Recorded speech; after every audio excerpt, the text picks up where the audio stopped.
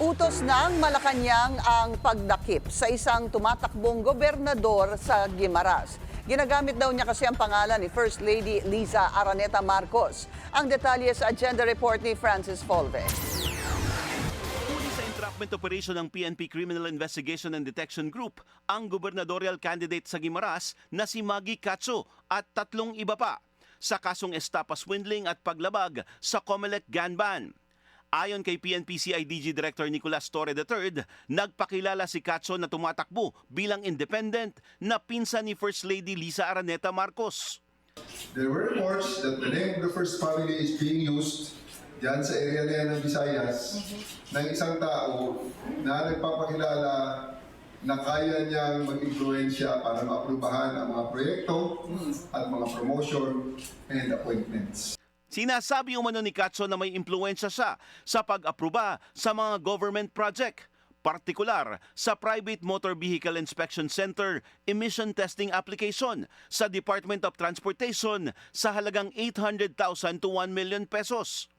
Isang complainant ang nagbayad sa kanya ng 400,000 pesos noong isang taon para sa emission testing project. Pero hindi ito nangyari at hindi rin naibalik ang pera ng biktima. Kinumpirma naman ng DOTR na hindi konektado sa ahensya ang sospek. Bunsod nito, muling kinontak ng biktima si Cacho para umanong ibigay ang balanse. Pumayag naman siyang makipagkita sa kanyang bahay sa Barangay Sabang sa bayan ng Sibunag. Doon na siya inaresto ng CIDG. Huli din ang kanyang katiwala at 2 security detail na miyembro ng Philippine Coast Guard na lumabag naman sa election gun ban. Nakuha sa kanila ang 2 kalibre 45 at mga bala. Ayon kay General Torre, ang Malacanang mismo ang nagpahuli kay Cacho dahil sa paggamit sa pangalan ng First Lady. Maggie Cacho na nagpapakilalang very close relative ng first family based on the directive ng Malacanang mismo that was relayed through the OSETC, Office of the Special Envoy for Transnational Crime, si Ambassador Marcos Lacanilao.